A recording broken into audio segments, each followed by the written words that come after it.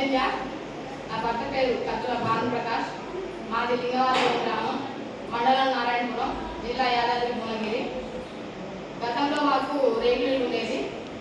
కాంగ్రెస్ ప్రభుత్వం వచ్చాక MLA sir Rajagopal Reddy గారు మాకు ఇందిరమ్మ ఇల్లు ఇవ్వడం జరిగింది.